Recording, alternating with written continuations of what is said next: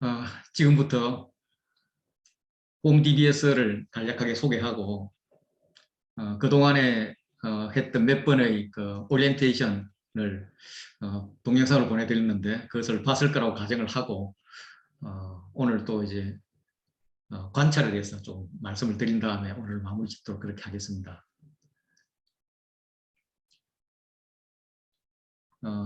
저희 학교는 이제 디사이플십 바이블 스쿨 제자 성경 학교라는 이름입니다.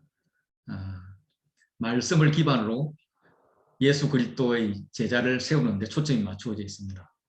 하나님의 말씀을 배우고 그것을 삶 속에서 적용하고 살아내도록 돕는 것이 저희 학교의 목적입니다.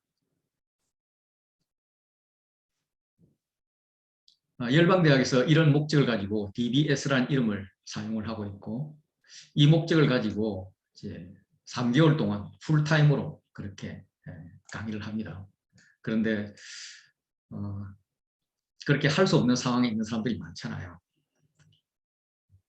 모든 걸 다 이제 내려놓고 제주도로 들어가야 되는데 아니면 하와이로 들어가야 되는데 물론 그런 결단이 인생에서 한 번씩 필요하지만 그럴 상황은 못 되지만 그래도 말씀에 대해서 하고 싶은 분들을 위해서 이제 그 직장 주부들을 위한 그런 학교들을 만드는 게 비즈니스 이글 BE라는 이름을 붙여서 학교를 만들었습니다. BEDTS, BESBS 이렇게 만들고 있어요. DBS도 BEDBS가 있는데 저희도 BEDBS로 출발을 하려다가 가만히 있어봐. 우리가 집합도 못하잖아. 코로나 때문에.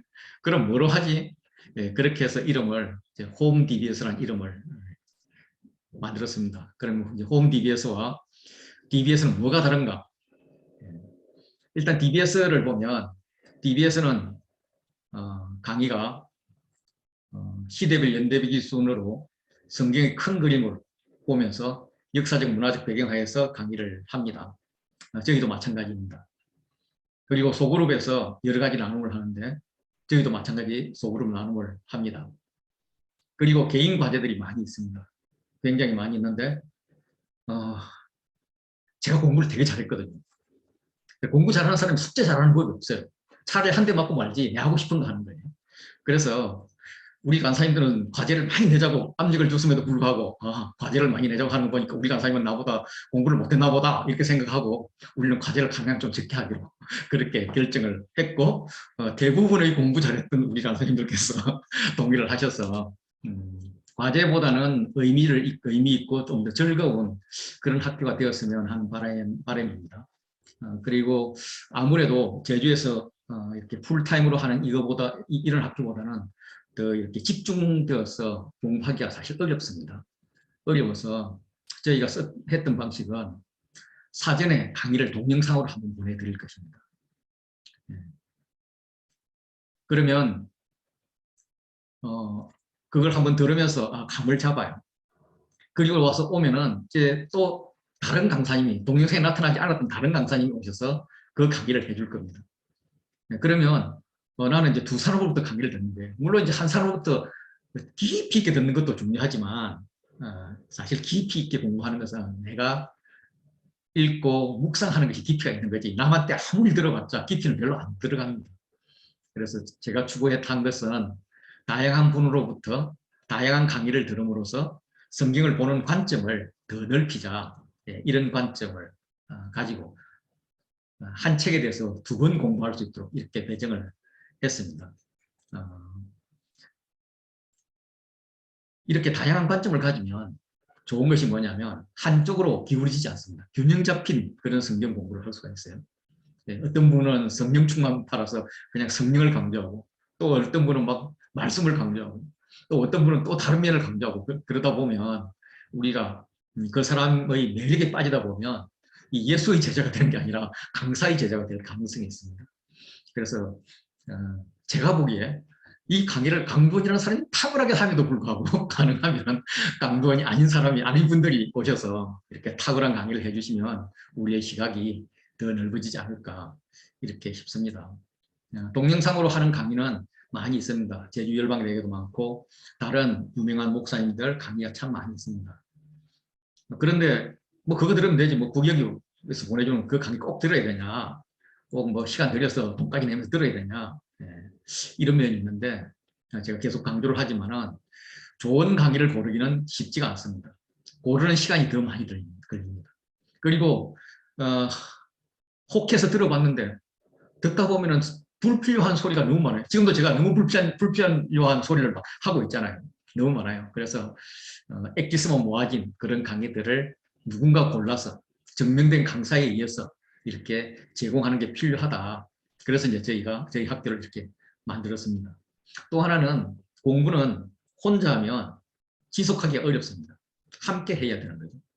그래서 함께 하면 또 좋은 것이 서로 격려하고 독려하면서 야 합시다 모여라 왜 안 왔니 아팠니 기도 제목 뭐니 이렇게 같이 기도하면서 격려하고 갈 수도 있지만 또 하나는 내가 놓쳤던 것 내가 듣지 못했던 것을 다른 조언을 통해서 들을 수가 있습니다. 다른 사람의 관점을 내가 한 번 더 볼 수가 있는 거죠. 이거는 굉장히 큰 위기라고 생각을 합니다. 그래서 저희가 이런 방법을 통해서 하는데 지금 시즌 1부터 하신 분들도 있고 이번 시즌 5에 처음 오신 분들도 있을 것입니다.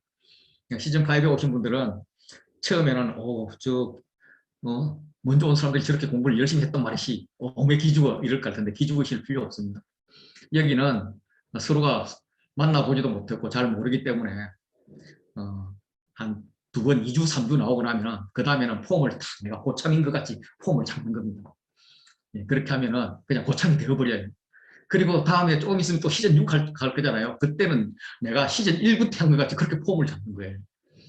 그리고 하고 나서 시즌 6이 되면은 다시 시즌 1로 돌아갈 겁니다. 그렇게 해서 시작해서 6단계를 거치면 성경 한 권, 전권을 다 공부할 수 있는 그렇게 될 겁니다.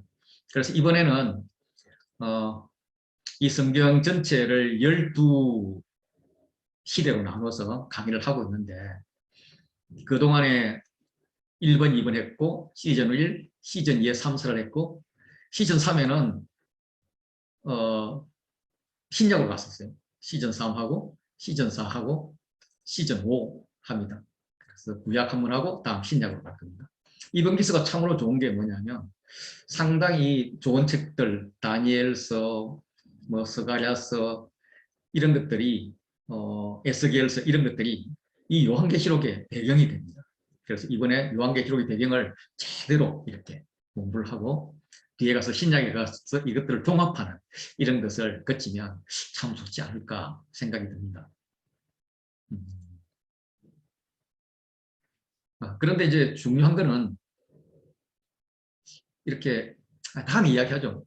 다음에 보면 뭐가 강북이 주장하는 중요한 게 뭔가 알 겁니다. 우리 김은경 자매님 막 지금 벌써 웃으시고 계신데 앞으로 계속 들을 거니까 그래서 천천히 쉬엄쉬엄 열심히 하는 거 중요하지 않습니다. 처음 들어오면 막 이렇게 열정에 타서 이렇게 하고 싶은데 그러지 마시고요. 꾸준히 계속할 수 있게끔 그렇게 마음도 다짐하시고 서로 그렇게 꾸준히 해나가자, 계속 해나가자 이런 말을 하면 좋을 것 같습니다. 그래서 귀납적 성경연구 방법론을 이걸 강의하면 사실 이걸 일주일 동안 해요. 일주일 동안 하면은 뭐 반은 졸고 반은 안 듣기 흘려들리고 이래가지고 사실 남는 거 별로 없는데 그런데 우리는 그런 시간이 안 되니까 이걸 엑기스만 나눠서 이렇게 했습니다. 그래서 이제 그동안에 몇 번의 강의를 했고 그중에서 이제 지난 2번을 여러분들 보여드렸는데 오늘은 또 방법론을 또 다른 차원에서 잠깐 설명을 드리겠습니다. 방법론이라는 게 그냥 성경을 저렇게 봐야 되겠구나 하는 감만 잡으면 되니까 같이 한번 들어봤으면 좋겠습니다. 우리가 찬송가를 보면 좀 이해되지 않는 가사가 나옵니다. 대표적인 것이 찬송가 211장, 동일 찬송은 346장인데요.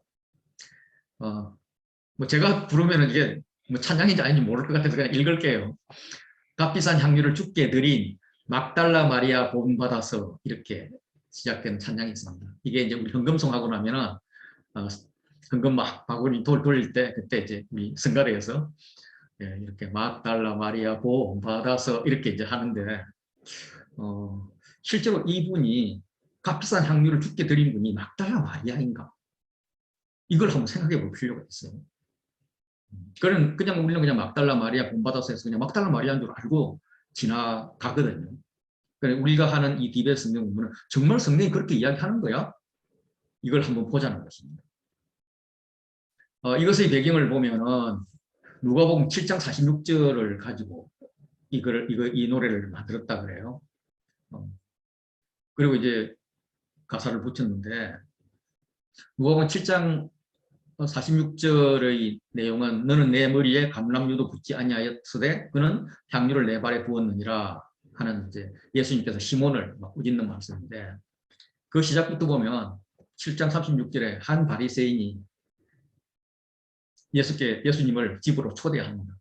초대했는데 그 동네에 죄지은 한 여자가 있어서 예수님한테 가가지고 막 이렇게 황당한, 일반인들이 볼 때는 황당한 그런 일을 하는 것입니다. 여기에는 이분이 마가레아라는 말이 없어요. 막달라에서 왔다는 말도 없어요. 그런데 이분이 막달라 마리아가 들어있어요. 막 우리 헷갈리잖아요. 그럼 다른 성경은 어떻게 되어 있어? 누가복음 말고 이제 이런 생각을 할 수가 있는 거죠. 그래서 다른 성경을 한번 찾아보면 이 사복음서에 전부 다 향유 옥합을 깨뜨리는 사건이 나와요. 그만큼 이 사건은 예수님의 왕되심을 기념하는 그런 의식이기 때문에 굉장히 중요하게 취급이 되고 있는 것 같아요. 그런데 이걸 보면 복음서마다 조금씩 차이가 있어요. 누가복음은 기본적으로 사역 초기에 나타납니다. 누가복음 앞부분에 나타납니다. 그런 다른 복음서들은 보면 전부 다 돌아가시 직전에 나타나요. 마태마가는 2일 전이라고 그러고 요한은 6일 전이라고 해요. 그럼 6일 전에도 한번 하고 2일 전에도 한번 했는가? 아니 이게 같은 사건인데 그냥 날짜를 의미를 두어서 2일 전, 6일 전으로 했는가? 이건 저희는 잘 몰라요. 자, 우리는 뭐 워낙 산수에 이렇게 몰입되어 있으니까 숫자가 딱딱 맞아야 되지만 그 당시 사람들은 숫자가 그렇게 딱딱 맞는 게 중요하지 않았었습니다. 예.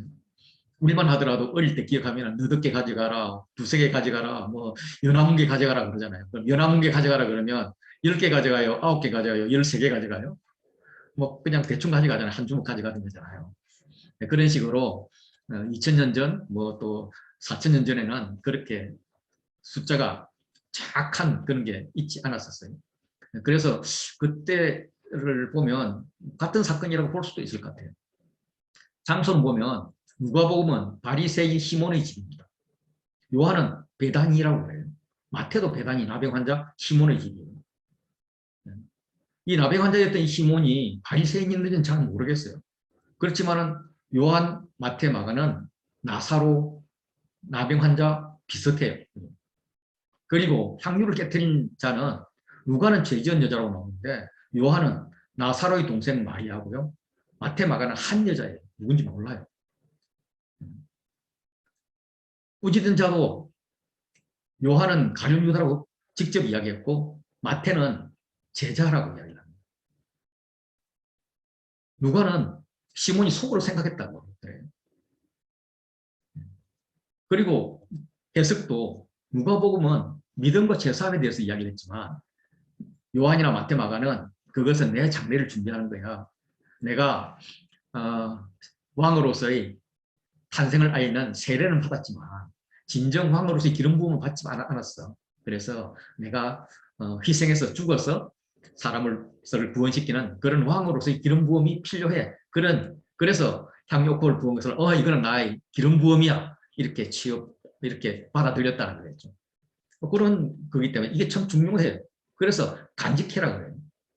그런데 누가복음은 간직하라는 말씀이 아니거든요. 그렇다면 우리가 이 말씀을 간직해갖고 성가대가 이렇게 그 헌금을 이렇게 거두면 성가대가 거기에 성금성을 드린다면 봉헌송을 드린다면 이 부분을 마태, 마가, 요한에 나오는 이것을 가지고 찬양을 드려야 될 것 같아요. 그런데 거기는 이걸 가지고 지금 찬양을 드리고 있거든요. 그럼 이분은 이것을 같은 사건으로 본 것 같아요. 분명히 시기가 다른데, 사람도 다른데. 그런데 이 사람은 또 마리아라는 증거도 없고, 그래서 그분이 막달라는 증거도 없어요. 혹시 똑같이 봤다 그러면 그분은 베다니에 살고 있는 마리아예요. 그러면 베다니 때 그러지 베다니에 살고 있는 사람을 마리아 막달라 대 그렇게 안 하거든요. 그래서 보면 막달라는 갈릴리 주변에 있습니다. 베다니는 예루살렘 주변에 있어요. 우리로 치면은 제주도 뭐 제주도까지는 안 되겠다. 저 충청도 하고 저 어디야 파주에 파주 이런 차이가 있는 거라고. 그럼에도 불구하고 이렇게 하는 것을 이제 선배들이 잘못 해석해 놓은 것들이 많이 있습니다. 이거에 대해서 우리는 물론 은혜 받을 건 은혜 받아야 되지만 정확히 알고는 가야죠. 만약에 우리가 막달라 마리아 보험 받아서 그러면 막달라 마리아가 하고 베다니 마리아가 천국에서 같이 이렇게 나무를 캐다가 그 우리 목소리, 우리 찬양 소리를 들으면 얼마나 민망하겠어요. 예. 막달라 베다니 마리아가 노래일까요? 언니 저기서 노래하는데 언니 노래를 해. 그러면 야, 뭐 이렇게 이야기할 거예요. 예. 왜 이런 가사가 만들어졌을까? 우리는 그것을 정확히는 모르지만 이 말을 처음 선언했던 분이 누군지 알아요. 이야기하면 그분에 대해서 내가 욕될 것 같아서 이야기를 안 하는데 내 추측에는 누가복음 46장을 읽고 나서 7장을 읽고 나서 끝나고 46장 7장에서 끝나고 8장으로 넘어가면 그 후에가 나와요. 그러면서 예수님께서 각 성과 마을을 두루 다니며 하나님의 나라를 선포하시고 그 복음을 전하실 때 12제자가 함께하였고 하면서 남자 제자들이 함께 있었다라고 말을 함과 동시에 남자만 제자가 아니라 여자들도 제자였어. 그 여자들도 제자였는데 그 여자들 중에 대표적인 사람을 이야기하면은 막달라 마리아라는 여인이 있었고 또 마리아가 있었고 또 뭐 이렇게 헤롯의 청지기 구사의 아내 요한나도 있었고 수산나도 있었어. 이런 사람들이 자기 소유로 그들을 섬겼어 하면서 따르는 남자들과 따르는 여자들을 이야기하면서 막달라 마리아를 그냥 언급을 했어요. 그런데 이분이 헷갈려가지고 앞에서 향옥합 깨뜨린 거 하고 그 다음에 막달라 마리아가 나오니까 그냥 막달라 마리아 이름 붙여버렸어요. 그 우리는 그걸 따라가는 거예요. 따라가다 보면 뭐 이거야 뭐 막달라 마리아든 대단히 마리아든 그 향옥합을 깨뜨린 그 정성, 그 헌신, 또 거기에 대한 하나님의 예수님에 대한 그 기름 부음 이걸 은혜 받으면 돼요. 문제가 안 되죠. 안 되지만 남이 해놓은 것을 따라가다 보면 정말 비진리를 따라갈 때가 많아요. 제가 한번 당했던 건데 많이들 알고 있을 게 하도 이제 예로 많이 드는 거니까. 3사장 16절을 언뜻 보면 너희는 여호와의 책에서 찾아보라 이렇게 이야기를 해요. 그러면서 제 짝이 없는 것이 없으리니 이렇게 이야기를 한단 말이에요. 제 짝? 제 짝? 같은 짝이야? 그러면 여기서 나온 제 짝은 여호와의 책의 짝이구나. 신약과 구약의 짝이구나. 뭐 이렇게 해석을 할 수가 있어요. 그래가지고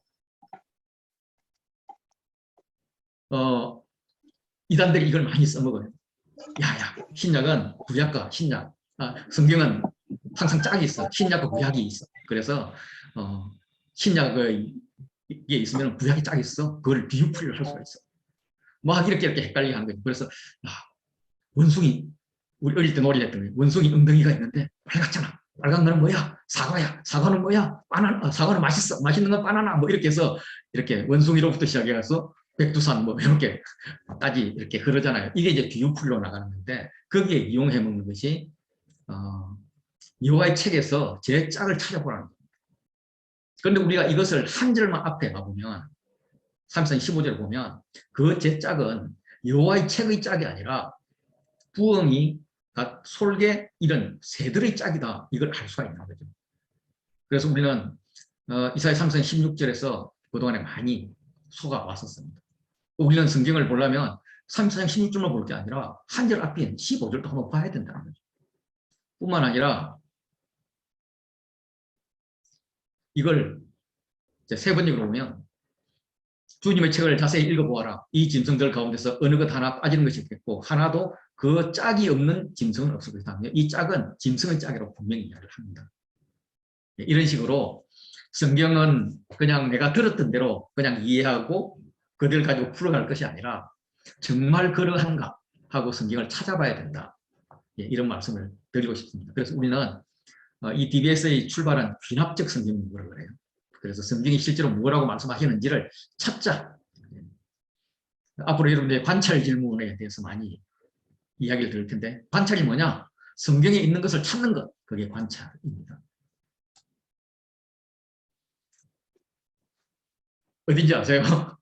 예, 저 진주분들은 잘 아실 것 같은데 충무 앞바다입니다. 한산도요.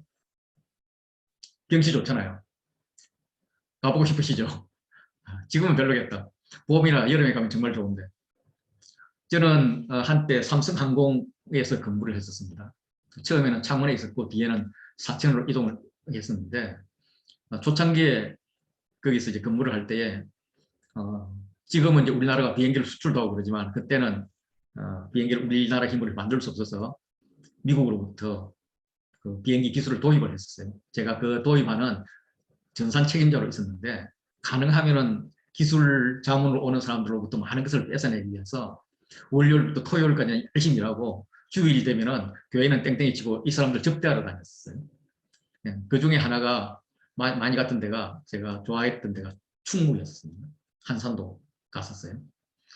이순신 장군도 좀 자랑하고 싶고, 그렇게 걔들도 이제 우리나라 역사를 좀 알고 오기 때문에 일본하고 관계를 계속 묻고 그래요. 그러면 막 딸리는 영어 가지고 이야기하는데 피곤해서 이런 데 한번 데리고 가면 좋았었어요. 가면은 한산섬에 가면은 요런 루가 있습니다. 여기 보이시는지 모르겠는데 여기에 뭐가 있느냐면, 한산섬 달 밝은 밤에 수루에 홀로 앉아 큰 칼 옆에 차고 이 시가 이렇게 걸려 있어요. 그럼 이게 멀리서도 보여요. 그리고 이제 저걸 알기 때문에 제가 가면서, 야, 여기 어딘지 아냐? 우리 이순신 제너럴 네가 말이야. 막 이렇게 이제 썰을 잉글리시는 안 되니까 콩글리시로 막 풀어요. 푸니까 이 친구가, 야, 그럼 그 시를 한번 영어로 번역을 좀 해달라 그러는 거예요. 그러니까 이제 콩글리시 또 나와야 되잖아요. 갑자기 제가 처음 가가지고 당했을 때 그때 이야기인데, 뭐 한산섬 달 밝은 밤에 뭐 한산 아일랜드 뭐 이렇게 시작을 했단 말이에요. 그런데 큰 칼 옆에 차고 하는데 갑자기 큰 칼이 생각이 안 나는 거예요. 그래서 빅 나이프 이렇게 폼을 탁 잡았죠. 빅 나이프, 그러니까 이게 이제 서거드거든요. 서거드. 검은 서거드에 칼은 그냥 부엌칼이고요. 빅 나이프, 그러니까 빅 나이프? 그래서 야, 임마, 빅 나이프, 베리 빅 나이프. 내가 막 이렇게 해가지고 뭐 어쨌든 넘겼어요. 넘겨가지고 이제 이걸 걸어가면서 이제 그렇게 이야기를 하고 갔는데, 요 위로 올라가 봤네. 올라가 보니까 이 아래에 영어로 번역이 되어 있는데, 그게 서버드가 나오지 뭡니까? 그래갖고 내가 얼마나 쪽팔렸는지 몰라요. 쪽팔려서 말 좀 안 쓰면 안 되는데 정말 그때 창피당했었어요. 걔들은 그나마 내가 영어를 잘하는 걸 알았었거든요. 왜냐면 주변에 영어가 통하는 사람이 없으니까. 그런데 제가 그런 참담한 것을 당했던 곳이 이제 이곳인데, 우리는 이 시를 읽으면 그때 이순신 장군의 취했던 상황, 그의 애국 충절, 어디서 일본인의 일성호가 호루라기 소리, 심리전을 쓰는 이런 것들이 오기 시작하면 얼마나 애간장이 끊어졌을까. 이거에 대해서 우리는 다 인식을 알아요. 그런데 이걸 이제 문자적으로 한번 읽어보면, 어디서 일성호가는 남의 애를 끝나니, 이 말은 어디서 호루라기 소리가 들리면 사람의 감장을 끊어버립니다. 이런 말이 되는 말이에요. 이게 시일 때는 그 시인의 애절한 마음의 표현이 되지만, 이게 시가 아니고 신문이다. 신문이라 그러면 어디서 호루라기 소리가 들리면 아이의 감장이 끊어집니다. 이런 말이 되는 거예요. 그러면 이거는 뭐 요즘 코로나보다 훨씬 무서운 거예요. 그냥 호루라기 소리 안 들으려고 막 길을 막고 이래야 되는 거죠. 그래서 시를 해석하는 것과 산문을 해석하는 것은 같은 말이라도 너무나 다르게 된다는 겁니다. 우리는 이번에 선지서들을 공부할 거예요. 선지서의 대부분은 시로 되어 있습니다. 그 시를 해석하는 것을 산문과 같이 해석하면 아주 문제가 생길 때가 있습니다. 이분이 누구냐면 갈릴레이 갈릴레오입니다. 이분은 망원경을 개량해가지고 천체를 관측하는데 망원경을 처음 사용한 분입니다. 그래서 달의 표면에 산과 계곡이 있다는 것을 발견을 했어요. 이제 보이니까 망원경을 보이니까 그 앞에는 그냥 달밖에 안 보였지만 그래서 푸른 하늘, 은하수, 뭐 개수나무 있고 뭐 이런 건 줄 알았는데 그렇지 않다는 거죠. 희미한 은하수가 있었는데 이게 실은 많은 별의 집단이 다 있는 것도 알았고요. 목성 주위에 4개의 위성이 돌고 있는 거예요. 아, 그걸 보니까 지구가 도는 것도 맞네. 태양 주변을 하면서 코페르니쿠스가 주창했지만 사회가 인정하지 않았던 그 코페르니쿠스의 기동설을 증명을 했습니다.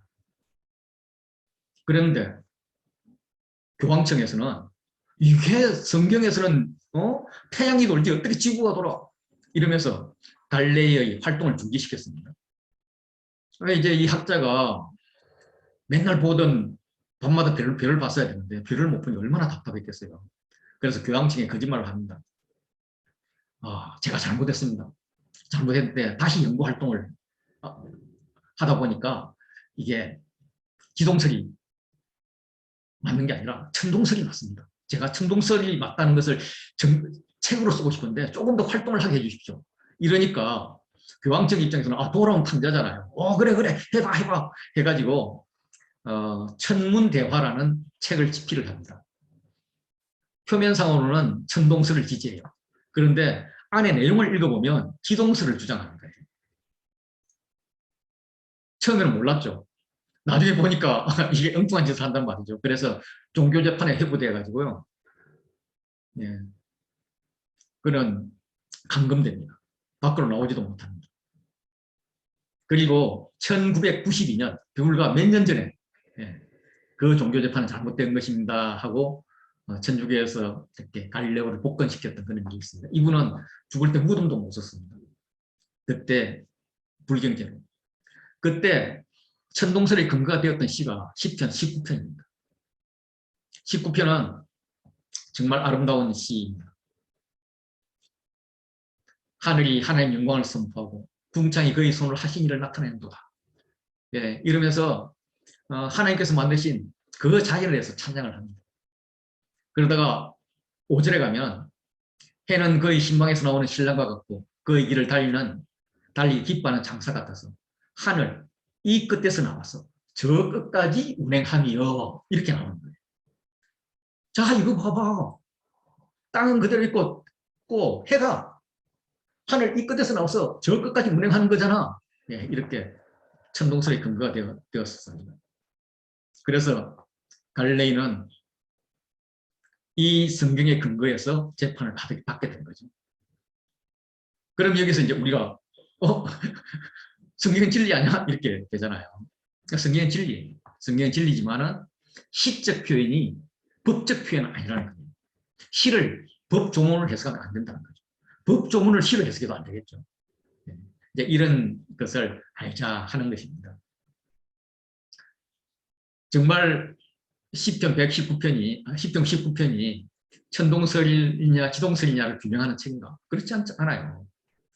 10편은 1절부터 6절은 하늘이 하나님의 영광을 선포하고 궁창이 그의 손으로 하신 일을 나타내는도다. 날은 날에게 말하고 밤은 밤에게 지식을 전해. 이렇게 자연이란 하나님의 책이 어떻게 이루어져 있는지 얼마나 아름다운지 그걸 지금 이야기하고 있는데, 그래서 거기에서 해가 있는데 해는 마치 신방에서 나오는 신랑 같다. 그러니까 성도의 신랑 같다. 그냥 신부를 찾아가서 막 달려가는데 하늘 이 끝에서 나와서 저 끝까지 간다. 신부를 찾아서는 끝까지 간다. 구석구석 간다. 이런 하나님의 은혜를 표시하는 이야기이죠. 그러면서 7절부터는 하나님의 말씀에 대해서 이야기를 합니다. 여호와의 율법은 완전하여 영혼을 소성시키고 여호와의 증거는 확실하여 우둔한 자를 지혜롭게 하는, 여호와의 교훈은 여호와의 계명은 여호와를 경외하는 도는 이렇게 하면서 하나님 말씀이 어떻게 한다. 정말 많은 순간보다도 사모할 것이고 꿀송보다도 더 달다. 이렇게 찬양하는 책입니다. 그러면서 마지막 절에 나의 반석이시오 나의 구속자이신 여호와여 내 입의 말과 내 마음의 묵상이 주님 앞에 연락되기를 원하나이다. 이 시인이 하나님 많으신 그 천체를 보고 나서 그걸 묵상하다가 와 저기에는 정말 하나님의 말씀이 들어있어 이런 걸 느꼈던 그런 아름다운 시인 거예요. 이 시를 재판관은 그날 제가 볼 때 읽고 갔을 것 같아요. 나도 하나님 말씀에 근거해서 정확한 재판을 해야지. 그날 그는 묵상했을 것 같습니다. 그래서 좀 묵상을 했지만 시를 시로 해석하지 못하고 시를 법 조문과 같이 해석을 해버렸기 때문에 그런 과오를 범할 수밖에 없었다는 거죠. 그래서 우리가 성경을 읽는 관점이 필요합니다. 그래서 각 강사들은 이 성경을 이렇게 읽는 것이 좋습니다. 저는 이렇게 읽었더니 참 좋았습니다. 하는 것을 여러분들께 계속 소개해 줄 것입니다. 성경을 바르게 이해하려고 그러면 첫째는 앞뒤 문맥으로 해석해야 됩니다. 아까 제짝 이야기를 했잖아요. 여호와의 책에서 제짝을 찾아보라. 뭐 이렇게 보여서 그 제짝이 여호와의 책으로 보였는데 한 절 앞에만 봤더니 부엉이 솔개였던 짐승의 짝이 있잖아요. 그래서 어떤 구절이 있다면 그 구절 앞에 그 구절이 있고 뒤에 구절이 있다는 겁니다. 그래서 앞뒤 문맥상으로 이해를 해야만 그게 가능하다는 거죠. 특별히 성경시대에는 문자는 있었지만은 부호가 없었습니다. 물음표, 느낌표 이런 게 없었어요. 그래서 그 말씀이 있으면 이게 평서문인지 명령문인지 의문문인지 모른다는 거예요. 사랑해라는 말이 있다면 그게 사랑한다는 말인지 사랑해 명령형인지 사랑해 의문문인지 알 수가 없다는 말이에요. 네. 그걸 어떻게 해석하느냐 앞뒤 문맥을 보고 해석을 해야만 제대로 해석할 수 있다라는 겁니다. 그래서 우리가 성경을 읽을 때는 한 구절 탁 떼가지고 이거 가지고 그냥 지표로 삼는 것도 좋지만 사실상 앞뒤를 문맥을 보면서 읽는 것이 아주 중요합니다. 이렇게 하려면 참 많은 노력이 필요하죠. 또 성경을 해석하는 바른 이해는 성경을 성경으로 해석하는 겁니다. 신약은 구약을 해석해줘요. 신약에서 구약을 언급했잖아요. 그러면 그 구약은 신약의 해석, 신약 저자의 해석이 맞아요. 우리는 그걸 그렇게 하기로 결심한 예수의 제자예요. 구약은 신약의 배경이 됩니다. 그래서 신약에서 이해가 잘 안 되는 부분은 구약을 그 부분에 해당되는 구약을 읽으면 이분들이 이런 사상을 가지고 있었기 때문에 이렇게 이해되는구나. 이게 되는 거죠. 요한계시록 어렵다 그러잖아요. 어렵죠. 그냥 요한계시록만 보면. 그런데 요한계시록을 이해할 수 있는 바탕이 있죠. 그 당시 문화가 있고 또 그 당시 사람들이 인식하고 있던 배경이 있는데 그 배경들이 어디 있느냐? 구약에 있다는 거예요. 그 신약에 해당되는 그 구약을 찾아서 그 구약의 상황을 이해를 하면 신약 해석은 지금 우리가 하는 것보다는 훨씬 더 쉽게 되는 거죠. 그래서 성경은 성경으로 해석해라. 그리고 세 번째는 제가 가장 중요한 건데 아는 것으로 모르는 것을 해석해야 돼요. 그런데 우리는 호기심이 많기 때문에 모르는 것을 가지고 아는 것을 의심하기 시작합니다. 그렇게 되면 문제가 돼요. 모르는 것이 점점 더 이렇게 부풀어지고 커져요. 의심이 커져서 결국 실족하거나 포기할 수도 있어요. 그래서 우리는 기본적으로 아는 걸 가지고 출발하자. 아는 걸 가지고 해석이 안 되면 그 정도에서 놔두자는 거죠. 그러면 한 바퀴 돌고 두 바퀴 돌 때쯤 되면은 그 내가 아는 것이 나도 모르게 커져가지고 더 많아져가지고 몰랐던 것을 해석할 수가 있게 됩니다. 그래서 선배들은 이런 말을 하잖아요. 생선 먹듯이 해라. 처음에는 살고기 먹고 나중에 장가시도 먹고 그리고 뼈도 먹어라 이렇게 이야기하잖아요. 성경을 그렇게 한 겁니다. 그래서 깊이 있고 우리는 확실히 아는 것 그것부터 가지고 출발을 하는 겁니다. 예를 들면 하나님은 사랑이시다 확실히 알잖아요. 그래서 하나님이 사랑이 있다는 이 잣대를 가지고 모르는 것들을 한번 해석해 보자는 거죠. 성경은 오류가 없다.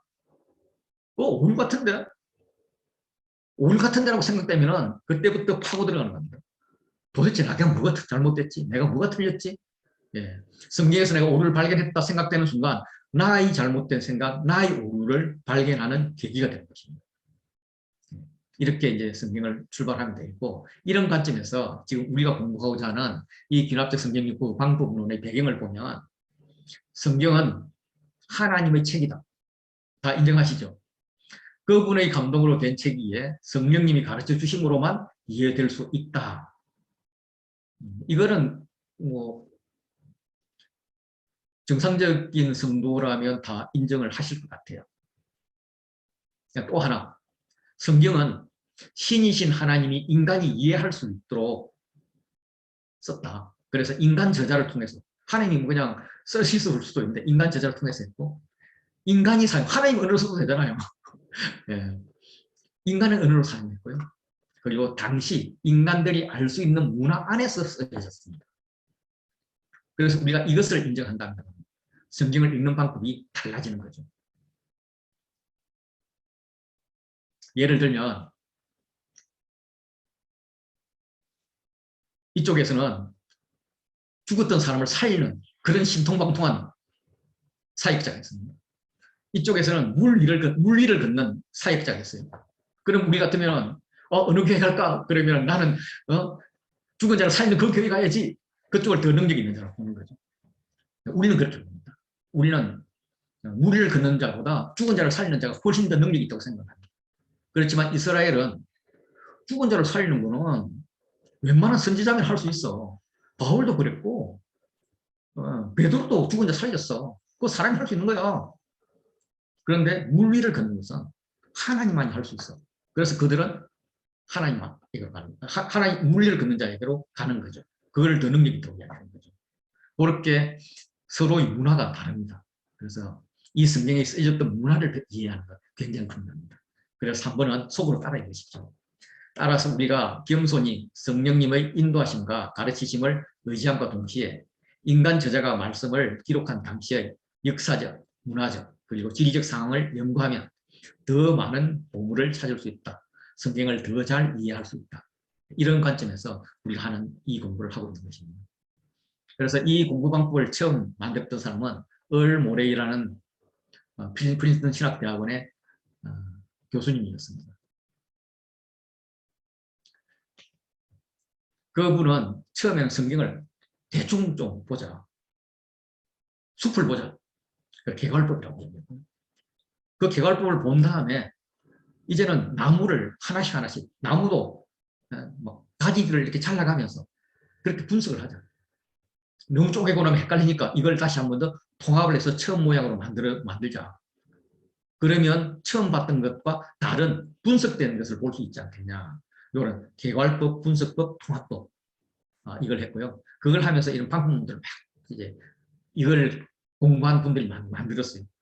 그래서 DBS나 제주도 SBS 같은 경우는 이렇게 12단계 정도를 가지고 이렇게 공부를 하게 되는데 이걸 이제 좀 간단하게 만들면 이런 겁니다. 기도.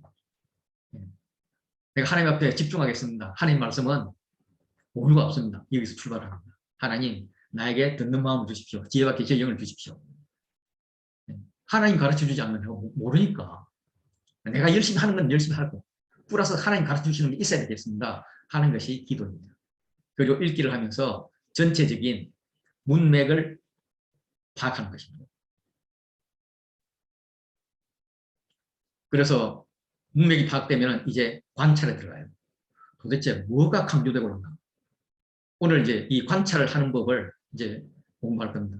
여러분 동영상을 들으셨다면 관찰은 성경이 뭐라고 하시나 하는 것을 찾는 것, 성경이 말씀하시는 걸 찾는 것, 관찰 질문을 좀 익숙할 건데 오늘 관찰에 대해서 좀 이야기를 할 거고요.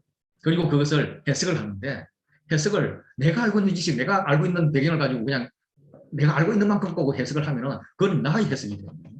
실제로 저자가 하고 싶었던 말씀, 하나님 하고 싶었던 말씀과 거리가 있을 수가 있습니다. 그래서 내가 아닌 그때 성경을 처음 읽었던 원독자, 저자가 가장 갖고 있던 서로 교통했던 그 당시에 그 독자의 관점에서 읽자.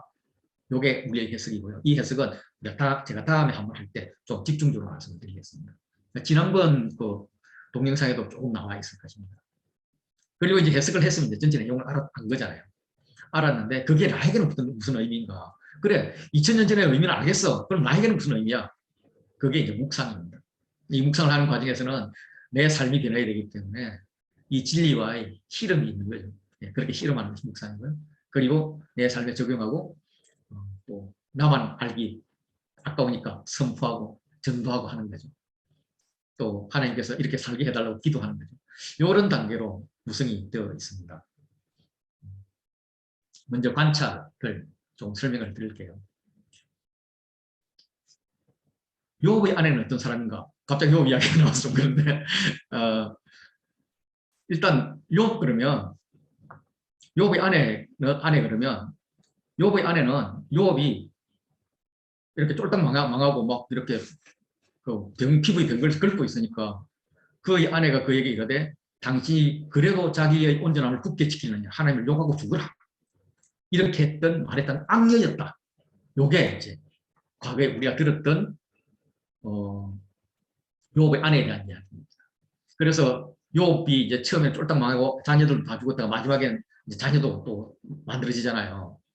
아들 7, 딸 3이 그대로 만들어지는데 그 두 번째 낳은 아내는 이 아내가 아닐 것이다 라고 이렇게 이야기를 했습니다. 정말 그럴까? 욥이 그런 이야기 했던 걸까? 욥을 읽어봐야 되는 거죠. 욥을 읽어보면 내 아내도 내 숨길을 싫어하는 여전히 욥의 아내는 욥 옆에 있다는 거죠. 내 허리의 자식들도 나를 간인하게 여기는구나. 이건 내 허리의 자식이 아니라 내 아버지 허리의 자식들이다. 내 형제들이 또 나를 간인하게 여기는구나. 이 말입니다. 다시 말해서 아내는 나를 떠나지 않고 그대로 있다는 거예요.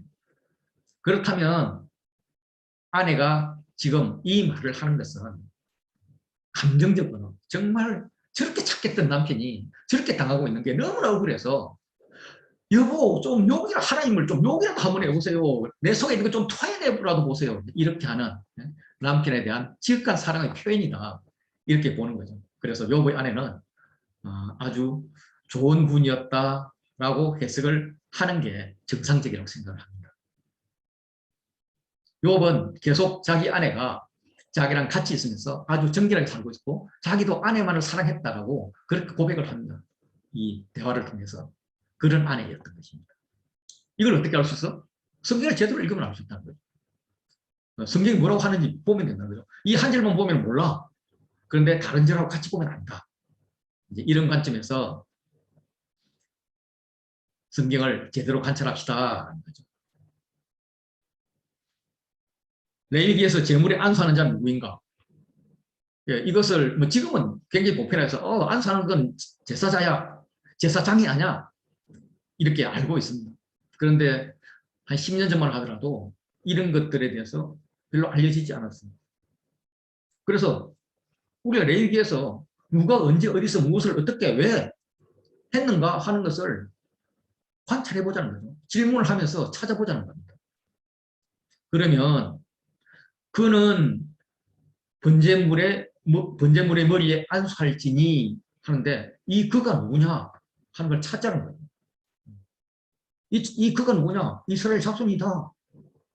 이렇게 찾아내자라는 겁니다. 물론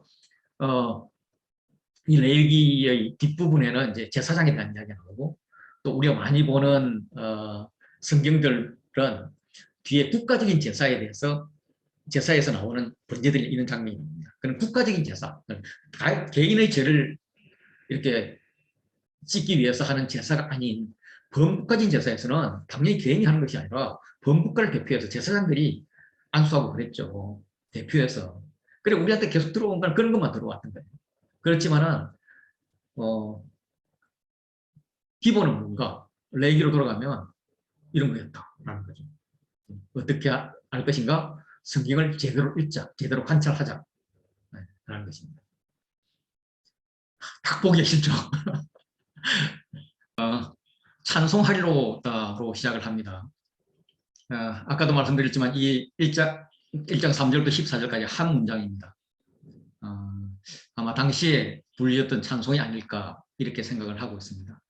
그러면 이제 우리는 이걸 이제 어떻게 시작할 것인가. 찬송하렸다. 그 다음에 그막 복잡한데 막 읽으면 막 머리가 막 어지러워요. 한번 읽어보시면 헷갈리고 그래요. 그래서 이럴 때는, 찬송이 그럼 도대체 뭘, 어떻게 찬송하겠다는 거야? 뭘 찬송하겠다는 거야? 하는 의문을 가지고 찬송하리로다에 줄을 쳐보는 겁니다. 이렇게. 그러면 찬송하리다가 이거 외에 3번이 더 나와요. 그리고 이 찬송한다는 것과 함께 이는 같이 나와요. 그리고 그 앞에 예, 그의 은혜를 뭐 이렇게 그의 영광을 찬송하려고 한다 이렇게 나와요. 예, 그러면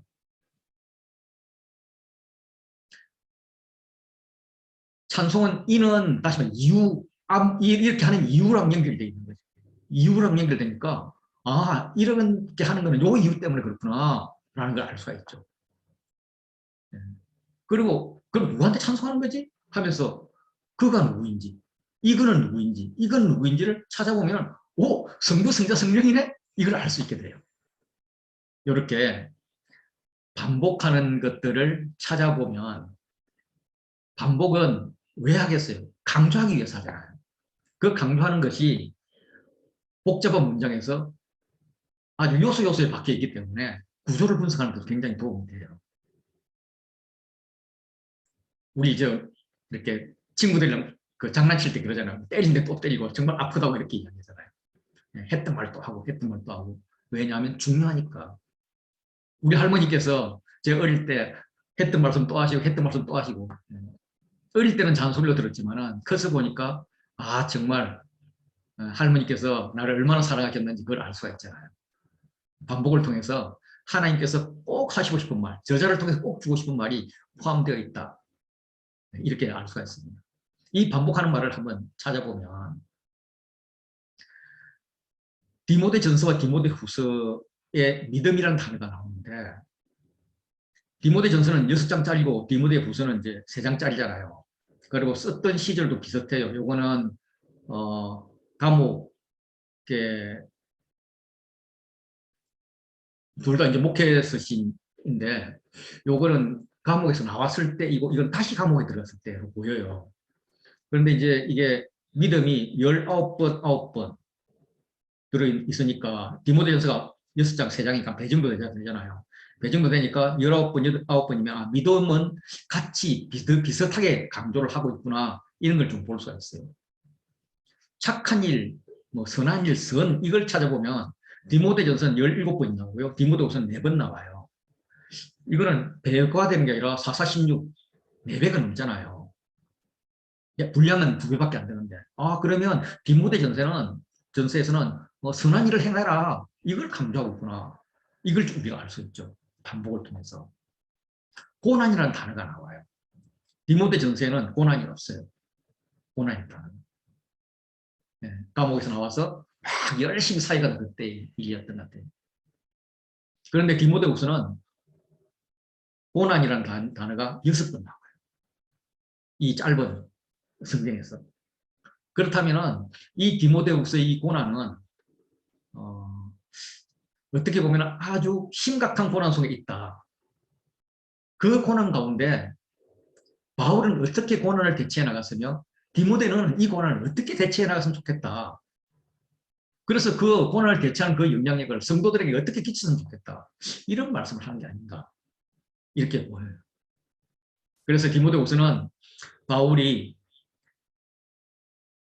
순교 직전에 당했던 그 고난 가운데 자기 생을 마감하면서 유언으로 보낸 것이다. 이런 감이 팍 오는 거죠.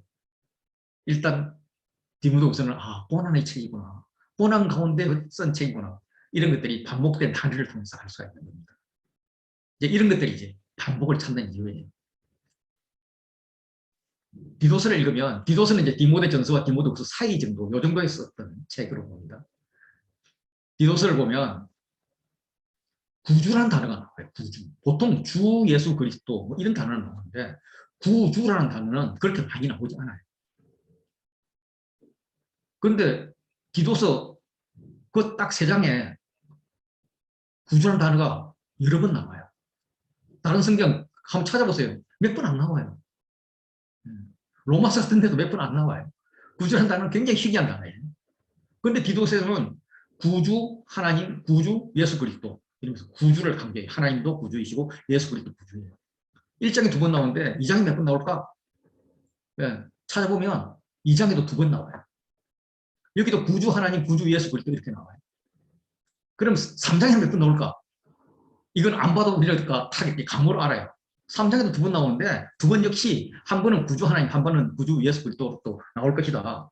왜냐하면 이 성경의 저자는 대충 쓴 게 아니라 머릿속에서 이미 다 구상을 하고 나서 썼기 때문에 이런 짝을 이룰 것이다, 이런 걸 우리는 알 수 있죠. 어쨌든 이 디도서는 구주라는 걸 강조합니다. 왜 구주라는 걸 강조할까? 세상의 구주는요, 그 구원의 주이죠. 세상을 구원했다고 하는 그 영웅들, 그 주들은 뭐라고 하냐면 다른 사람을 다 부셔요. 부셔가지고 살아남은 자들에게 야, 내 말 잘 들어. 내 말 잘 들으면 내가 너희를 편안하게 살게 해줄게. 내가 너희 구원자야. 이렇게 구주라고 이야기를 해요. 지금 세상도 마찬가지죠. 우리를 꼼짝 못하게 만들어 놓고 야, 내가 구주할게. 이렇게 이야기하는 게 세상의 가진 자들이죠. 그런데 우리 주 예수 그리스도는 상대를 깨가지고 자기가 구주가 되는 게 아니라 자기를 깨버려요. 자기를 죽여버려요. 그러고 나서 우리가 구주가 되는 거예요. 정말 아무도 생각도 상상도 못했던 그런 방법이죠. 우리가 이걸 십자가에 도라고 그러잖아요. 그러면 디도에게 너는 구주 하나님, 구주 예수 그리스도를 배워야 돼.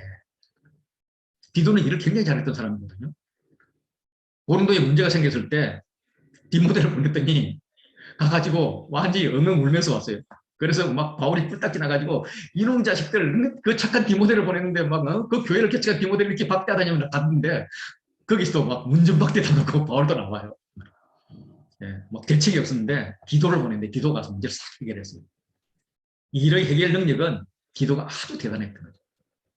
그 기도를 그레데라는 아주 험악한 동네에 남겨놓으면서 기도, 너 일이 정말 잘하지만 세상의 방법을 따르면 안 돼. 우리 구주 하나님은 자신이 죽음으로써 우리를 구원했어. 너도 너가 죽음으로써 그리스도의 성을 구원했으면 좋겠어. 이런 마음이 들어있는 거예요. 이런 반복단을 찾으면 저자가 하고자 하는 메시지를 들을 수 있습니다.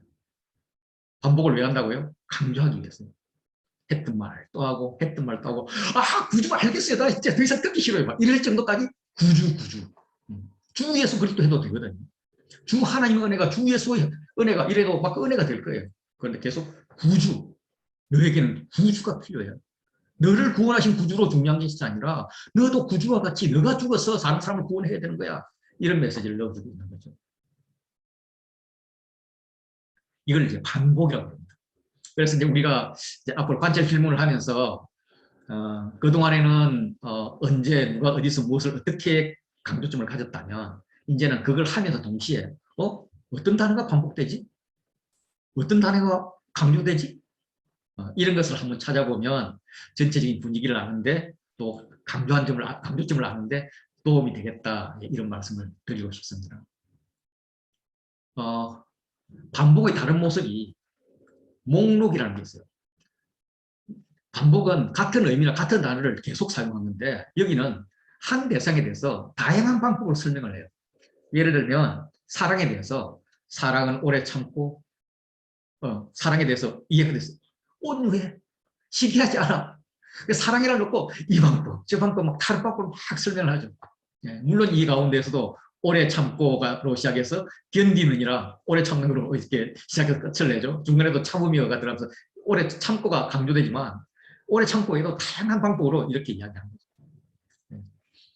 반복이 이런 표현 쓰면 별로 안 좋은데 때린데 또 때리고 때린데 또 때린다면 목록은 때린데 또 때리는데 반복이 이렇게 꿀밤만 이렇게 때린다면 이거는 주먹으로도 때릴 때가 팔꿈치로 때릴 때가 손바닥으로도 때릴 때가 뭐 이런 식으로 목록이 반복이 우리 할머니가 했던 말씀 또 하고 했던 말씀 또 하는 거라면 이 목록은 이 언변이 있는 우리 아내가 막 이렇게 이야기했다가 내가 이해 못한다고 또 저렇게 이야기했다가 하는 그런 식의 분면, 조언 이런 거죠. 왜? 중요하니까요.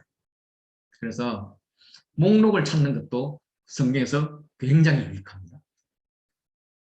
그래서 질문할 때 성경은 사랑을 어떻게 표현하고 있지? 라고 묻는다면 목록이 나오겠죠. 이런 관찰 한번 해보시라.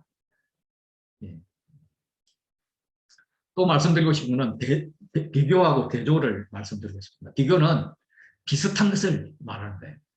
비슷한데 조금 달라. 예, 그 조금 다른 그게 강조하는 거예요. 에베소에서 보면 너희 이방인과 우리 유대인을 비교시킵니다. 대조해도 되기 때문에 비교해요. 너희는 세상 풍조를 따랐어. 공정권세 잡은 자. 이거 악의 세력을 따랐어. 불순종의 아들이야. 나쁜 놈이다 이거죠. 너희는 나쁜 놈이었어. 그러면 너는 그러니까 우리도 똑같아. 이제 이렇게 이야기하는 거예요. 우리도 육체의 욕심을 따라 지냈어. 우리가 육체 아닌 영을 알았음에도 불구하고 여전히 육체의 욕심을 따랐어. 하나님이 원하시는 것을 따라야 하는 것을 알면서 불구하고 너희랑 똑같이 육체로 마음이 원하는 자로 다시 말해서 너희에게 공중것에 잡은 자가 시키는 대로 따랐어. 우리가 유대인 구원받은 백성이라고 이야기를 하지만 사실상 본질상 똑같대. 진노의 자녀예요. 이렇게 이야기를 합니다. 그래서 이방인 너희는 구원받을 기회가 없어서 그랬고 우리는 구원받을 기회가 있는데도 똑같아. 뭐 이렇게 표현하는 것이죠. 이렇게 비교를 통해서 너랑 나랑 같다. 이런 걸 강조하는 겁니다. 비교랑 비슷하게 대조가 있어요. 대조는 확연히 다른 것을 강조합니다. 그래서 확연히 다른 걸 두 개를 비교하면서 너 택할래? 이걸 묻는 거예요.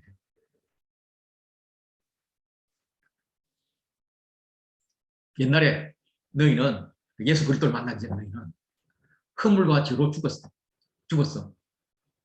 나 죄 안 지었는데 아담이 지었어. 아담이라는 말 생략했지만 아담의 허물과 죄로 죽었던 너희를 예수 그리스도로 인해서 예수와 함께 살리셨어.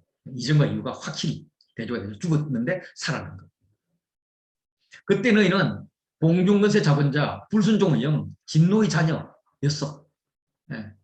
그쪽 편이었다는 거예요. 그런데 이제는 하나님, 예수 그리스도인데 그분은 워낙 우리를 불쌍히 여기셔. 우리에게 애정이 많으셔. 그런 분에게 우리는 지금 잡혀 있는 거예요. 이전에는 세상 풍조를 따르고 육체와 마음이 원하는 것을 따랐다면 이제는 하나님을 따라서 하나님의 일, 하나님이 예배하신 일, 선한 일을 따르는 자가 되었어. 이렇게 대조를 하면서 야 그러니까 우리가 이걸 해야 되겠냐, 이걸 해야 되겠냐, 당연히 이거지. 이렇게 강조하는 것이 대조입니다. 성경에서 대조를 찾으면 쉽게 찾을 수 있죠. 쉽게 찾으면 무엇을 강조하였는지가 확연히 드러나게 됩니다. 여기까지가 아주 기본적인 관찰 방법이에요. 조금 관찰을 조금 더 복잡하게 하는 거는 뭐 복잡하게 하는 게 뭐 별 내용은 없어요. 별 내용은 없는데 이렇게 이제 복잡하게 만들어진 건 제 생각에 이제 앞에 이제 성경은 이렇게 관찰하는 게 좋습니다. 관찰할 때는요 이렇게 반복이 있고요, 목록이 있고 뭐 이렇게 해가지고 논문 하나 썼을 거 아니에요. 박사 논문을 썼는데 그게 너무 좋아. 그래서 그 방법을 나도 논문을 한번 쓰고 싶어. 그런데 내가 또 똑같이 이렇게 뭐 대조 비교 요 정도 하면은 앞에 논문이 똑같잖아요. 차별가 안 되잖아. 그러니까 논문을 인정 안 해주고 박사학위를 안 줄 거 아니에요. 그래 그 말을 좀 다른 말로 조금 더 플러스액을 써야 될 것 같아요. 그래서 지금부터 이제 그 플러스한 것들이 나옵니다. 예를 들어 종결이라는 게 나와요. 종결. 종결도 보세요. 예수님을 누가 그래? 세례 요한이라고도 하고 엘리야고도 하고 선지자 중 하나라고도 하고 그리스도라고도 해. 목록이냐 목록. 그죠? 목록인데 이걸 종결이라고 표현을 해요.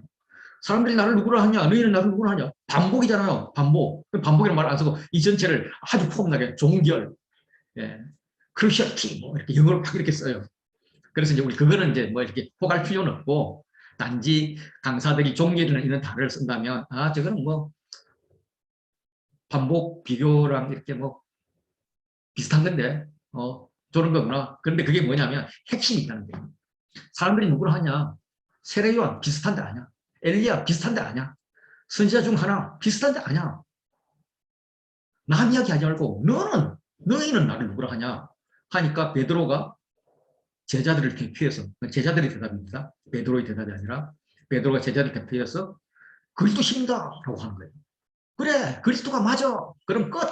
더 이상 세례요한이 엘리야니 설명 구현 필요 없어. 그리스도이 끝이야. 네, 이렇게 해서 논쟁의 방향을 종결했다 이런 의미예요. 그럴듯하죠. 예, 그런 게 있다. 예, 요 정도 알면 되겠습니다. 이런 거 찾으려고 쓰지 마세요. 뭐 몇 개 없어요.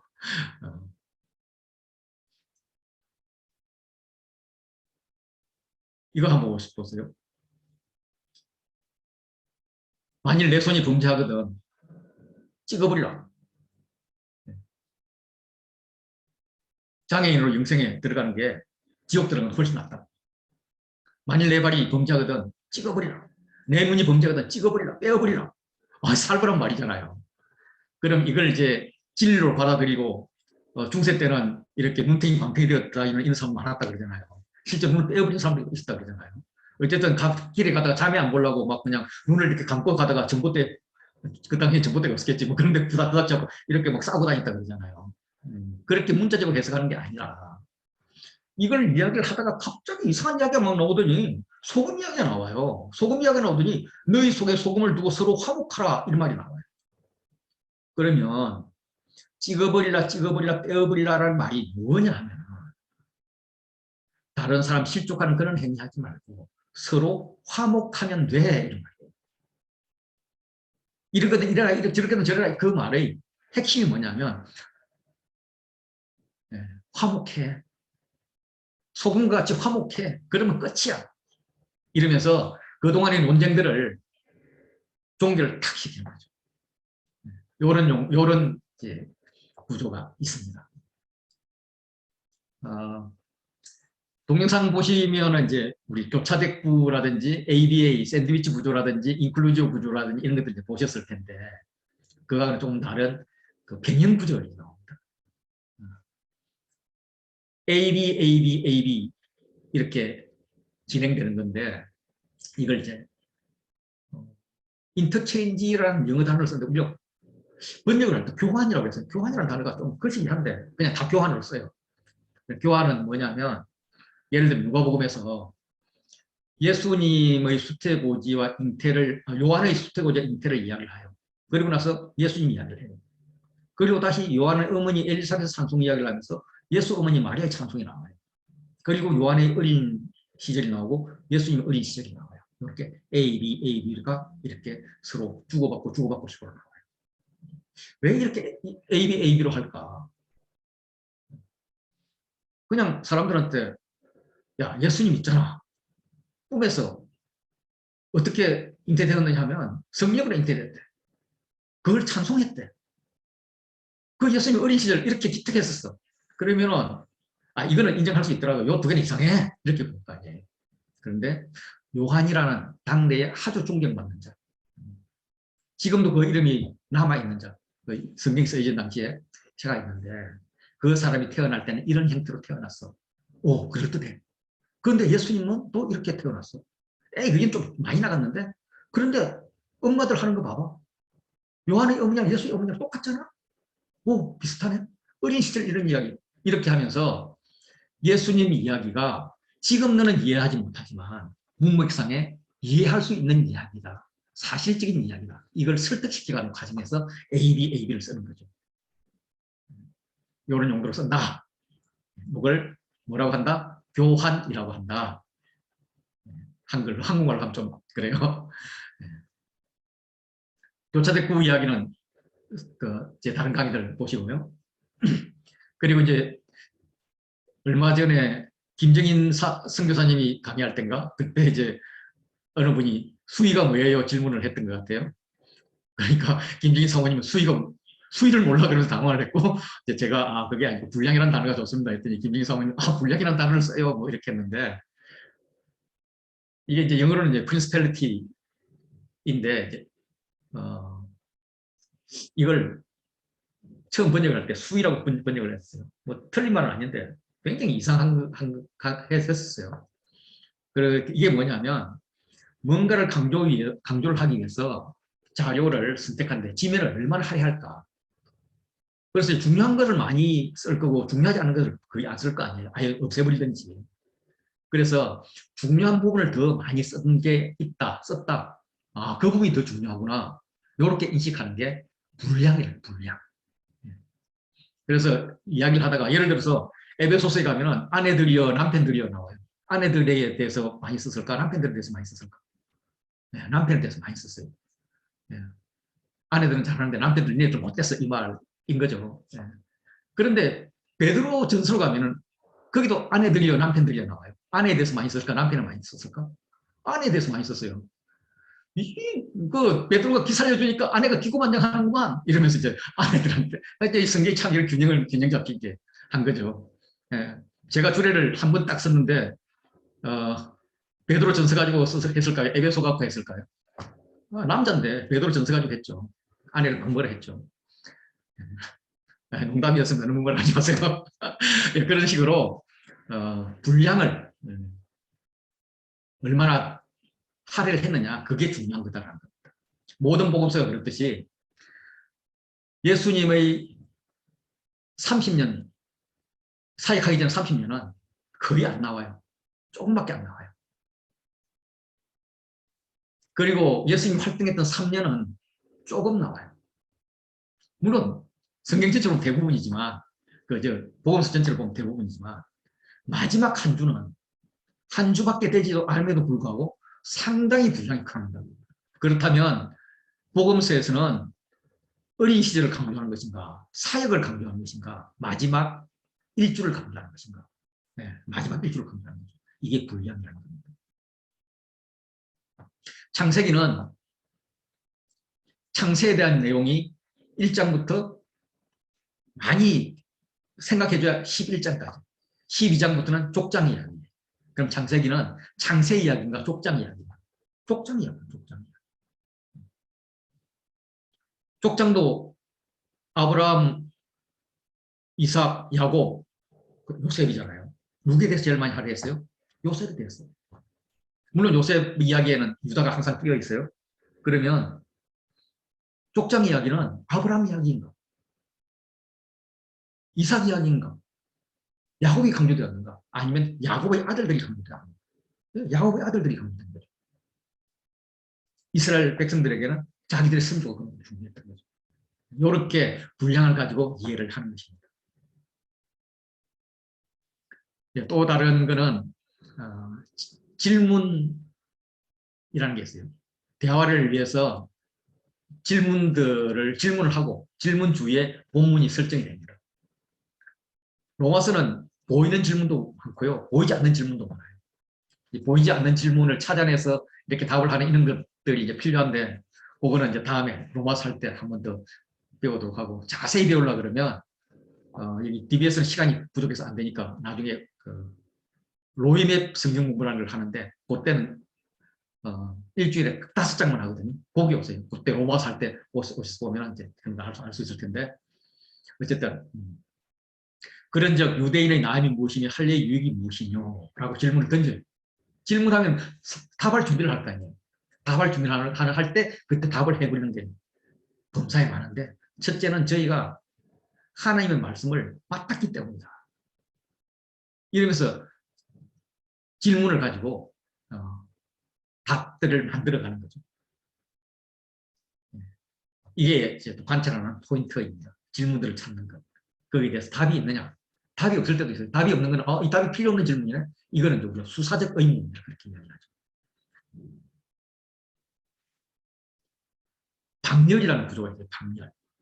이 박렬이라는 건 뭐냐면 하나의 중심 주제를 놓고 그거에 대해서 계속 이야기하는 거예요.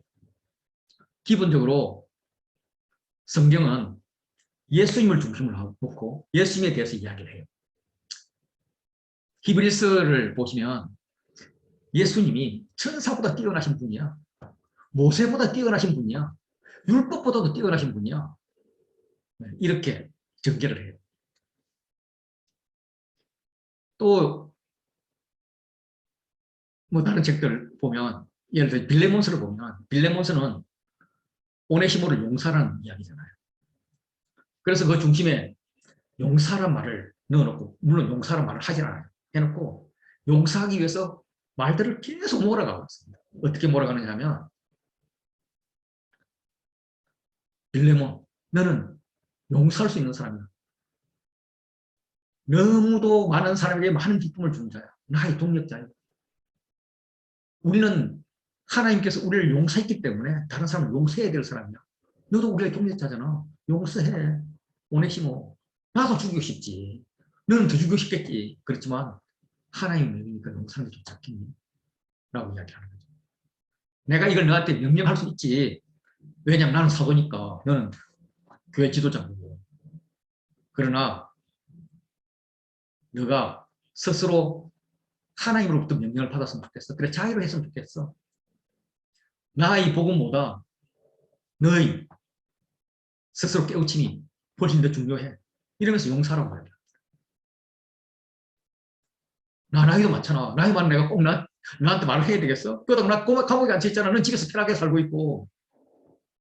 그런데 중요한 것은 너도 감옥에 있다는 거야. 사단이 감옥에 있다는 거야. 거기서 풀려나왔으면 좋겠어. 나도 여기서 풀려서 너한테 가고 싶거든? 내가 너한테 가려면 너는 사단이 감옥에서 풀려나와야 돼. 그러려면 어떻게 해야 돼? 용서해. 너가 용서하면 너는 사단이 감옥에서 나오고 오네시모도 죄의 감옥에서 나오고 나도 곧 이 로마 감옥에서 풀려나게 될 텐데 우리 같이 만나면 어떻게 얼마나 좋겠어. 용서해. 네, 이렇게 용서를 가지고 압력을 넣는 겁니다. 네. 오네시모가 돈 훔쳐갔다며. 돈. 그건 내가 갚아줄게. 그 돈이 문제가 되겠어? 나는 너로 인해서 기쁨을 얻고 싶어. 오네시모를 얻고 싶어. 오네시모도 이제는 유익해. 오네시모 해. 걔 용서냐. 계속. 예. 마가 알지, 마가. 야, 마가 그 천지 원수 같은 놈. 내가 걔 때문에, 우리 형님 바나바랑 삐져가지고 내가 완전 그 교회에서 왕따 됐잖아. 알잖아. 내가 그 마가 용서 못했지. 근데 지금 마가 어때?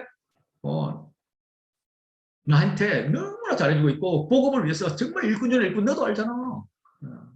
내가 그래, 그 용서한테 오래 걸렸거든. 너도 뭐 금방 용서는 안 될 텐데. 그래도 기왕 하는 거 빨리 해버려. 내가 더 일찍 마가를 용서하고 마가를 가르쳤다면 마가는 지금보다 훨씬 더 훌륭한 자가 되어 있었을 거야. 네, 이런 말 하는 거죠. 오네시모가 너희 종도 아니고 이제는 동역자였으면 좋겠어. 우리 동역자 그룹에 네가 들어봤으면 좋겠어. 우리 동역자 그룹에는 디모데도 있고 아리스타고도 있고 마가도 있고 유스도도 있고 에바브라 누가 데마 되게 많어. 이들과 같이 동역자 되고 싶지 않니? 되고 싶어? 용서해. 예, 용서를 놓고 막 이렇게 막 때린데 또 때리고 때린데 또 때리고 막 이렇게 돌아가면서 하는 이 구조를 예, 어떤 발광체 하나가 이렇게 그레데이션 방사하듯이 이걸 이제 방열이라고 한다. 레디에이션이라고 이야기하죠. 요약이라는 게 있어요. 요약. 요약은 전체 내용을 한 줄로 딱 요약하는 건데 대표적인 게 사도행전이 7번의 요약으로 되어 있습니다. 우리는 사도행전 그러면 앞에 바울 이야기, 베드로 이야기, 뒤에 바울 이야기를 1차, 2차, 3차 전도회 그리고 로마행 이렇게 딱 구분을 하잖아요. 네, 그렇게 구분하고 성경에 대해서 항상 구분하려고 해보세요. 이게 어디서 구분해야 될지 애매해요. 그런데 성경 제자는 확실하게 날마다 더하게 하시니라. 제자의 수가 더 힘이 많아지고 더 많아지라. 흥왕하여 더하더라. 이렇게 이런 사건을 통해서 이런 경험을 통해서 교회가 확장되었습니다. 교회가 확장되었습니다. 복음이 전해졌습니다. 하는 것을 계속 이야기를 해요. 이런 것을 요약적 진술이라고 이야기를 합니다. 이런 것들을 찾으면 성경의 구조를 볼 수가 있죠. 네, 그래서 앞으로 관찰 질문을 할 때 언제 어디서 누가 무엇을 왜에서 한 단계 더 나아가서 오늘 제가 소개해드렸던 이런 관점에서 질문을 해보십시오 라고 말씀을 드리는 것입니다. 이제 우리 HDB에서 해야 될 과제를 말씀드리겠습니다. 과제는 많이 내줄 거예요. 그런데 숙제 검사를 조금만 할 거예요. 그래서 많은 부분 안 해도 돼요. 그런데 이제 남이 이야기할 때는 야, DBS 너희들, HDBS 너희들 과제도 없다며. 그러면서 아니요, 뭐 우리도 과제 많아. 이 말을 해야 될 거 아니에요. 그래서 이제 이렇게 기본적으로 했으면 좋겠다 하는 것 말씀을 드리겠습니다. 첫째는 하나님의 성품 묵상입니다. 우리가 일반적으로는 하나님의 말씀을 묵상하죠. 성경 말씀, 성경을 읽으면서 성경에서 오늘 주신 레마, 나에게 주신 말씀을 가지고 묵상을 합니다. 그런데 이제 DBS에서는 좀 다른 방법으로 묵상을 해보자 해서 그 말씀 중에서 하나님의 성품을 찾아내고 그 성품과 본성을 쓰고 그 구절을 묵상하자 하는 취지입니다. 그러니까 내 말을 받느냐, 그러니까 내 가슴을 찌르는 말을 받느냐, 감격 오는 말을 받느냐, 아니면 성경이 강조하는 말을 찾느냐, 받느냐, 아니면 하나님의 어떤 모습, 이걸 찾느냐, 뭐 그것은 똑같습니다. 그래서 이름만 하나님의 성품 이렇게 붙이는 거예요. 그래서 그 하나님 성품을 찾아서 그걸 이제 묵상을 하는데 일반적으로 이제 우리 묵상은 개인 묵상을 하잖아요. 개인 적용을 하잖아요. 근데 개인 묵상, 개인 적용도 중요하지만 공동체와 사회에도 한번 묵상하고 적용해보자. 이런 관점에서 두 번째 오늘날 하나님의 성품과 본성이 우리의 공동체 사회에 왜 중요합니까? 라는 질문을 가지고 한번 묵상을 해보자는 겁니다. 공동체 묵상을 하자. 묵상하다 보면 좀 기겁할 거죠. 왜 묵상을, 너 묵상을 해야지? 왜 남의 묵상을 하는 거야? 그러는데 우리가 이미 개인 묵상이 되어 있는 사람이라고 판단을 하고 공동체 묵상으로도 우리의 지경을 넓히자 하는 지에서 2번을 넣었고 그리고 마지막으로 결국 중요한 것은 나니까 나와 타인의 삶 속에서 타인의 삶이 또 묵상 가서들이 기겁을 하는 거죠. 예. 그런데 뭐 나와 타인의 삶 속에서 한다는 이 타인의 삶이라는 것은 내가 그렇게 적용하지 못했지만 다른 사람이 적용한 것을 보고 도전을 받자 이런 취지니까 또 내가 적용한 것만 너무 하다 보면 이 감정이 자랑이 되는 거니까 그런 관점에서 좀 균형 잡히게 하자 이런 측면이거든요. 그래서 우리가 했던 레마 개인 묵상에 공동체 묵상이 하나 더 추가되어 있다. 이 정도만 생각하시고 칼라 코딩을 하다가 하나님의 성품에 대해서 은혜가 되면 그 자리에서 멈추고 이런 묵상을 하면 좋겠다 싶습니다. 그리고 책의 요약을 하고요. 그 책에 나오는 하나님의 구원 계획을 듣고요. 그 책이 어느 연대에 쓰여졌는지 연대표를 그리는 것. 이게 숙제입니다. 예, 어렵죠. 갑자기 DBS 하기 싫어질 겁니다. 예, 저도 이거 숙제 검사하면 DBS 안 할 겁니다. 그래서 우리 강사님들이 이거 숙제 검사는 하지 말라고 말씀을 드렸어요. 부탁을 드렸어요. 그래서 우리 책을 하나 배우면 책에 대해서 미리 내가 요약해 보는 겁니다.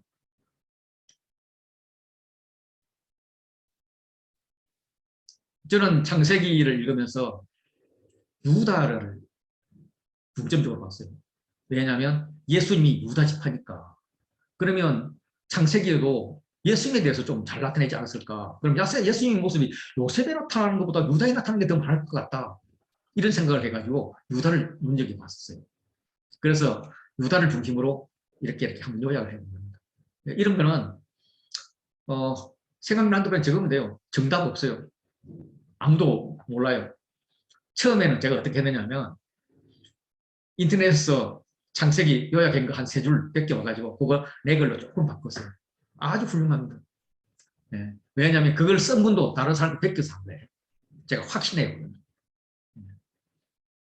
그래서 하나님의 성경을 다른 말로 표현하는 데 있어서 다른 사람의 도움을 구하는 건 좋아요. 그래서 그 도움을 구하면서 그냥 내 말로 한번 적어보자. 안 되면 없음 뭐 이렇게 적어도 되죠. 창세기 하면은 창조 세상의 기록 뭐 이렇게 적어도 되고 말이 안 되지 안 될 수도 있지만 이렇게 한번 적어보자 하는 거고요. 창세기에 나타나는 구원 계획은 하나님 하신 것은 다 구원 계획이죠. 하나님 마음이 드러나는 건 다 구원 계획이죠. 다른 말로 하면 은혜 받은 말씀 키워버스라고 그러죠. 그런 거 찾아오자는 겁니다. 그 찾아와서 거기에 대해서 설명을 잠깐 하면 됩니다. 그리고 연대표는 그 연대가 언제인지 아무도 몰라요. 아무도 모르기 때문에 그냥 추론에 근거해서 하면 돼요. 학자들이 했던 것을 갖고 와서 내가 한번 검증하는 단계만 거치자, 내가 이해하는 단계만 거치자, 이런 취지에서 한번 해봤으면 좋겠어요. 창세기 연대표도 언제인지 사실 몰라요. 모르는데 우리들은 열왕기 상에 있는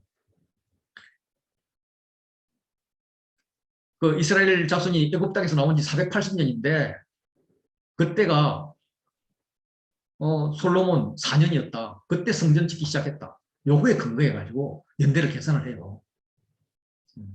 그런데 여기에 대해서 그거 맞지 않아. 고고학적으로 계산해야지. 이런 분도 있어요. 둘 사이에는 한 200년 정도 차이가 나요.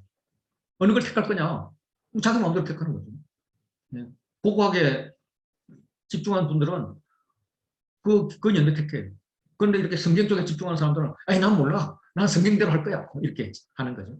이런 근거들을 강사의 도움을 받아서 조금씩 해 가보면 의미가 있다. 왜냐하면 이 성경이 읽혀졌던 시기, 그때 그 사람들의 사회 문화는 어땠는가 이걸 이해하는 데 도움이 되니까요. 연대표를 이렇게 그리는 사람도 있더라고요. 제 마음에 정말 안 되는 사람인데 그래도 내가 이해해 주기로 했어요. 왜냐하면 이분은 글로 표현하는 것보다 그림으로 표현하는 게 좋은 분인 거죠. 우리 중에서도 그림으로 표현할 수 있는 분이 있다면 성경 한 권을 한 페이지 그림으로 한번 표현을 해보셨죠.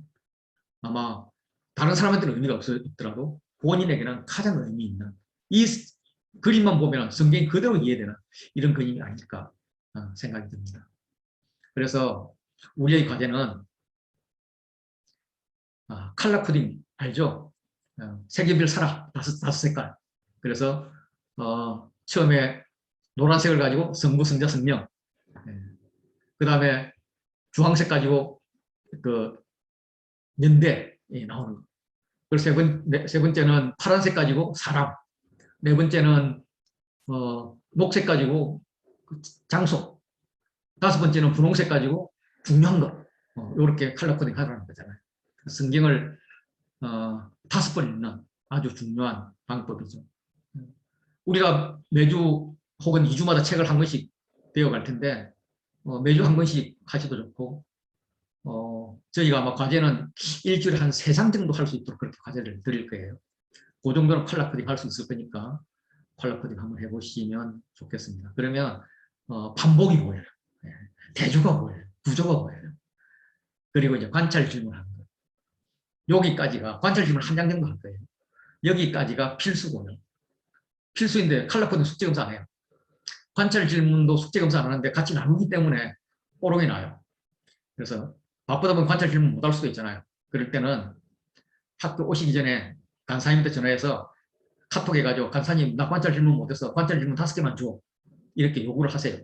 그럼 간사님들은 관찰 질문 5개를 보내도록 되어 있어요. 이건 법으로 정해져 있어요. 이거는 아주 적법한 거니까 내가 관찰 질문 못했을 때는 요구를 하세요. 그럼 받아서 그거 가지고 내가 한 것처럼 우리 뭐 그 정도는 되잖아요. 딱 읽어보면 무슨 말인지 아니까. 그렇게 관찰 질문에 대해서 같이 나누고 그 하는 중에서 생각나는 걸 나누고 다른 사람부터 듣고 이렇게 하면 됩니다. 그리고 선택적으로는 책을 요약하고 해석 적용하고 하나님 성품 요약, 하나님 성품 묵상하는 것. 요 정도입니다. 예, 요 정도 제가 하는 거 마치고요. 이제 마이크를 우리 학부장님께 넘길까 합니다.